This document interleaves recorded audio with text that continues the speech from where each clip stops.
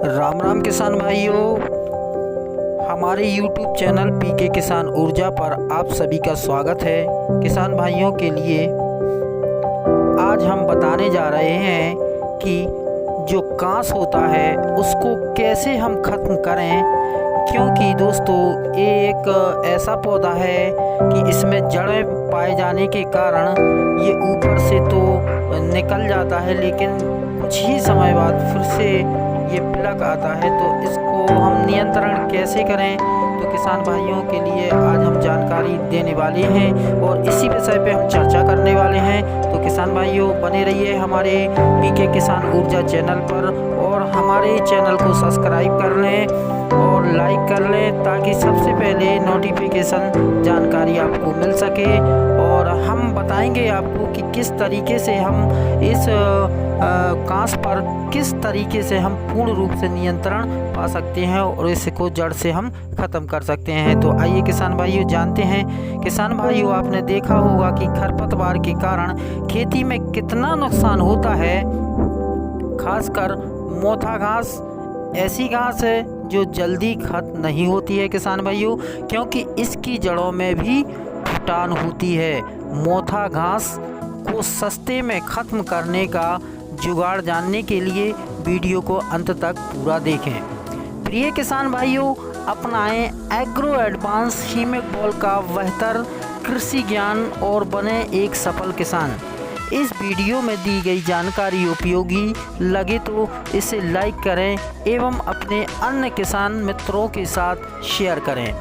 आज के समय में किसानों की सबसे बड़ी परेशानी खेतों में उगने वाली घास और खरपतवार हो गई है, जिससे किसान हर समय परेशान रहता है। जिससे ऐसा ही एक घास मोथा घास है, जिसे हम कांस के नाम से भी जानते हैं, जो एक बार फसल में हो जाने पर काफ़ी जल्दी अपनी संख्या बढ़ाती है और धीरे धीरे पूरे खेत में फैल जाता है। तो इसका निपटारा करना बहुत ही ज़रूरी है, नहीं तो मोथा घास एवं कांस खरपतवार फसलों को ले डूबती है। मोथा घास सबसे ज़्यादा उन खेतों में उगती है जहां 12 महीने फसल लगता है और गर्मियों में भी लगातार सिंचाई होती रहती है। वहीं मोथा का प्रकोप सबसे ज़्यादा होता है। मोथा का जो खरपतवार होता है ऐसा खरपतवार है जिसमें कई प्रकार की हर्बिसाइड भी अच्छे से काम नहीं कर पाता है, और कई हर्बिसाइड काम तो करता है पर मोथा घास को जड़ से खत्म नहीं कर पाता है, सिर्फ पत्तियों को ही मार पाता है। तो ऐसे में एक निश्चित समाधान होना बहुत ज़रूरी है। इस आर्टिकल के माध्यम से हम मोथा घास को जड़ से ख़त्म करने की दवा और तरीका बताएंगे। मोथा घास का रासायनिक विधि द्वारा नियंत्रण करने के लिए बाजार में एक दवाई आती है जो एक्सल मेरा 71 के नाम से आता है, जो एक खरपतवार नाशक दवा है, जिसका टेक्निकल ग्राफिकोस्टेटेज 41% है। हमको इसका उपयोग करना है। एक्सल मेरा 71 एक नॉन सेलेक्टिव हर्बिसाइड है, जिसका रिजल्ट कुछ ही दिनों में देखने को मिलने लगता है और इसको स्प्रे के जरिए उपयोग किया जाता है। एक्सल मेरा 71 को स्प्रे करने के लिए आप जो 15 लीटर का स्प्रे पंप आता है उसका उपयोग कर सकते हैं, जिसमें आपको एक्सल मेरा 71 का 100 ml पर पंप के हिसाब से और उसी में 200 ग्राम यूरिया भी मिला दें। उसके बाद आप चिपको का भी उपयोग कर सकते हैं किसान भाइयों। तो इस अनुपात में आप खेत में पूरी तरह से स्प्रे कर दें। इस दवाई का स्प्रे करने के बाद आप देखेंगे कि 10 से 12 दिन के मोथा घास की पत्तियां नष्ट होना चालू हो जाएगा और इसका रिजल्ट दिखना स्टार्ट हो जाएगा। धीरे धीरे यह दवाई सिस्टमिक तरीके से काम करती है। करते हुए 1 महीने में